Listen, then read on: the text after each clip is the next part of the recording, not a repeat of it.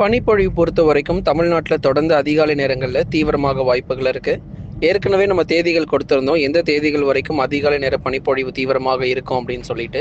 இந்த பிப்ரவரி மாத இறுதி வரைக்குமே அதிகாலை நேரங்களில் பனிப்பொழிவு தொடர்ந்து காணப்படும். வெப்பநிலை பொறுத்தவரை ஏற்கனவே சில மாவட்டங்களில் உயர்ந்து வரக்கூடிய இந்த சூழ்நிலையில் தொடர்ந்து நமக்கு பனிப்பொழிவும் இருக்கும். மார்ச் தொடங்கும் வரைக்கும் இப்படிப்பட்ட ஒரு வானிலை தான் நம்ம தமிழ்நாட்டில் எதிர்பார்க்க முடியும். அதிகாலை பனிப்பொழிவு மற்றும் மாலை நேரங்களில், மதியம் மற்றும் மாலை நேரங்களில் வெயிலுடைய தாக்கமும் கணிசமாக தொடர்ந்து காணப்படும். வானம் ஓரளவு மேகமூட்டமாகவாது இருக்குமா அப்படின்னா கண்டிப்பாக அதற்கான வாய்ப்புகள் ரொம்ப குறைவாக இருக்கிறது. ஏன்னா பெரும்பாலான மாவட்டங்களில் வறண்ட வானிலை நிலவும். மேற்கு தொடர்ச்சி மலையொட்டிய மாவட்டத்தில் மட்டும் சில இடங்களில் வானம் ஓரளவு மேகமூட்டத்துடன் காணப்படும். ஆகவே நண்பர்களே, நீங்கள் மறக்காமல் லைக் பண்ணுங்கள், சப்ஸ்கிரைப் பண்ணி தொடர்ந்து சப்போர்ட் பண்ணுங்கள். ஒவ்வொரு நாளும் நீங்கள் தொடர்ந்து வானிலை அறிக்கை கேட்டு நீங்கள் பயன்பெற்றுக் கொள்ளுங்க. எந்தெந்த நாட்களில் வானிலை எப்படி இருக்கும் அப்படிங்கிற தகவலை தொடர்ந்து நம்ம சொல்லி கொண்டிருக்கிறோம். மழை வாய்ப்பு அப்படின்னு எடுத்துக்கொள்ளும் பொழுது எப்பொழுது நமக்கு மழை பொழியும் அப்படின்னா, தென்மேற்கு பருவமழை தொடங்கும் போதுதான் தமிழ்நாடு முழுவதுமாகவே மழை பொழிவு தீவிரமாக வாய்ப்பு இருக்கு. அது வரைக்கும் எல்லா மாவட்டங்களிலும் ஒரே நாட்கள்ல மழை பொழிவு அதிகரிக்காது. பொதுவாக தென்மேற்கு பருவமழை பொறுத்த வரைக்கும் மே மாத இறுதியில் தொடங்கக்கூடிய சூழ்நிலை தான் நம்ம எதிர்பார்க்கிறோம்.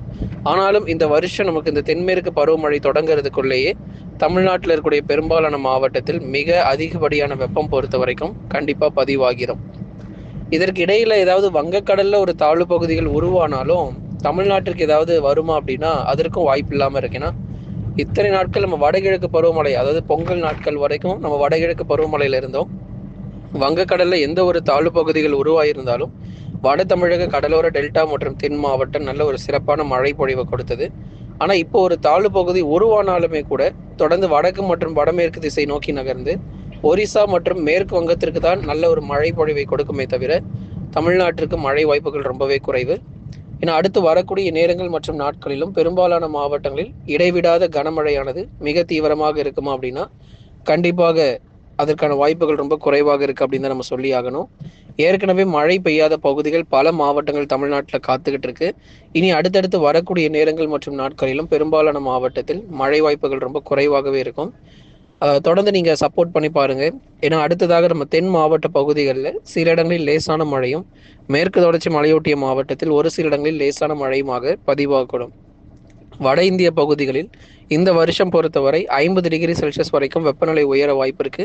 குறிப்பாக ராஜஸ்தான், குஜராத் உள்ளிட்ட மாநிலங்களில் மிக கடுமையான வெப்பநிலை பொறுத்த வரைக்கும் அதிகரிக்கக்கூடும். வட இந்தியாவில் இருக்கக்கூடிய பெரும்பாலான மாவட்டங்களில் அதிக மழை பொழிவு அப்படிங்கிறது தொடர்ந்து நம்ம எதிர்பார்க்கலாம். குறிப்பாக இந்த தென்மேற்கு பருவமழை காலகட்டங்களில் அதிக மழை பொழிவானது குஜராத், ராஜஸ்தான் மற்றும் வட இந்திய மாநிலங்களில் பெரும்பாலான பகுதிகளில் மழை பொழிவுகள் தென்மேற்கு பருவமழை காலகட்டங்களில் இயல்புக்கும் அதிகமாகவே நமக்கு மழை பதிவாகும் என்றுதான் எதிர்பார்க்கப்படுகிறது. ஆகவே எந்த தேதிகளில் நம்ம தமிழ்நாட்டில் வந்து பனிப்பொழிவு குறைய ஆரம்பிக்கும் அப்படின்னா, மார்ச் முதல் வாரத்திலிருந்து பனிப்பொழிவு குறைய ஆரம்பித்து பகல் நேர வெப்பநிலை அதிகரிக்கும். இப்போவே நமக்கு வந்து கிட்டத்தட்ட உள் மாவட்டத்தில் 36 டிகிரி செல்சியஸும் சில இடத்துல 35 டிகிரி செல்சியஸுமாக பதிவாகிட்டு இருக்கு. இன்னும் நாட்கள் போக போக 38 டிகிரி செல்சியஸ்க்கும் மேலாக உள் மாவட்டத்தில் வெப்பநிலை பதிவாக ஆரம்பிக்கும். கோடை காலம் பொறுத்தவரை தமிழ்நாட்டில் விரைவில் ஆரம்பிக்கும்ங்கிறது எந்த மாற்றமும் இல்லை. ஏன்னா இப்போ கொஞ்சம் பனிப்பொழிவு இருக்கிறதுனால சில மாவட்டங்களில் பெரிதாக அந்த வெயில் வந்து தெரிகிறது இல்லை. அந்த உணரக்கூடிய வெப்பநிலை கூட ரொம்ப குறைவாக இருக்கிறது. இன்னும் நாட்கள் போக போக கோடை காலம் ஆரம்பிக்கும் பொழுது இன்னும் தீவிரமான வெப்பமானது நிச்சயமாக பதிவாகும் நண்பர்களே. ஆகவே உஷாராக இருந்துக்கோங்க.